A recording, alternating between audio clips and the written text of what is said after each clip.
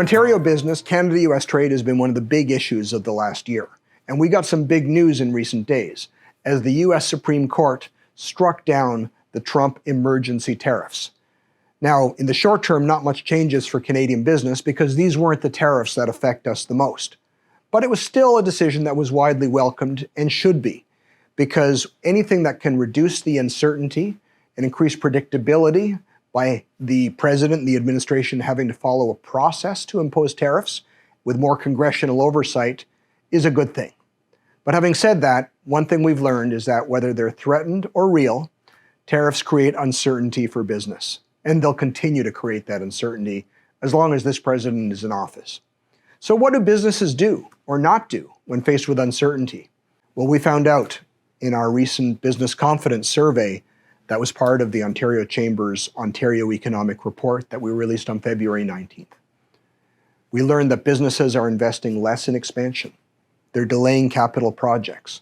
They're slow to adopt new technology. They're restructuring their supply chains and facing a grim choice between squeezing their margins or squeezing their customers. As a result, Ontario's productivity is low and our unemployment is high at 7.6%, among the highest in Canada. We're also seeing greater regional disparities across Ontario. So it's not surprising that when we ask businesses, are you confident in the Ontario economy, only 23% said yes. What's hindering their confidence? Affordability, higher costs, trade and supply chain barriers, and uncertainty.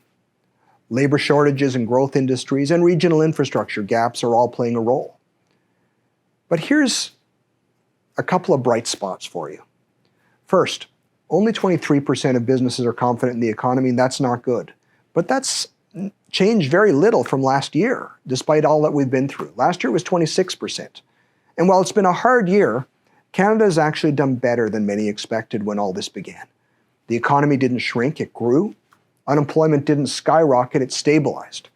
And while there's pain in some sectors, yes, like automotive and steel, aluminum, lumber, most of our trade has been insulated by the Canada-US-Mexico agreement, which continues to retain incredibly strong support from American business. Even if most businesses aren't confident in the economy, here's the best thing of all.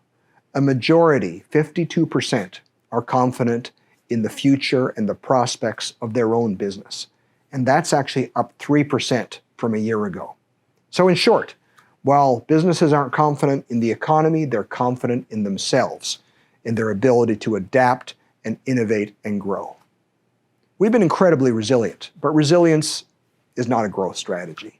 That's why at the Ontario Chamber, we're saying it's time to move from resilience to renovation. The question is whether we can. And our answer is yes, if. Yes, if we attract and reward private investment.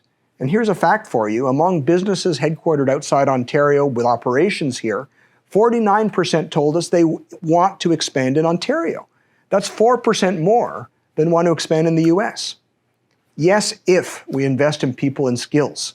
I was so pleased a few weeks ago to stand on the stage beside the Minister of Finance and the Minister of Colleges and Universities as they announced a $6.4 billion investment in long-term funding for post-secondary education. Yes, if we move fast to build the infrastructure that moves our goods and people and dismantle the barriers to interprovincial trade.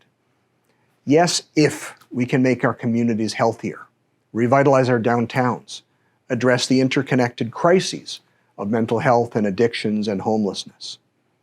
Yes, if we ensure opportunity for Indigenous people, nations, and communities among the youngest and fastest growing talent pools in our country.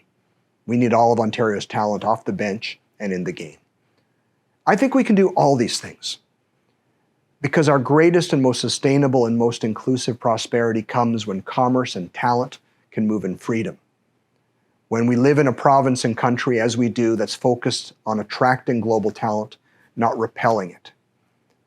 When we live in a land where science and data and truth still matter more than political narratives, and where party leaders can work together at moments of national crisis and literally join hands at moments of national grief, as they did so recently. I'm so grateful to the members of the Ontario Chamber for their belief in Ontario and Canada. I thank you for your investment and your involvement in our business community, because I believe so passionately, as our mission says, that together we can go so much further and achieve so much more than any of us can achieve alone.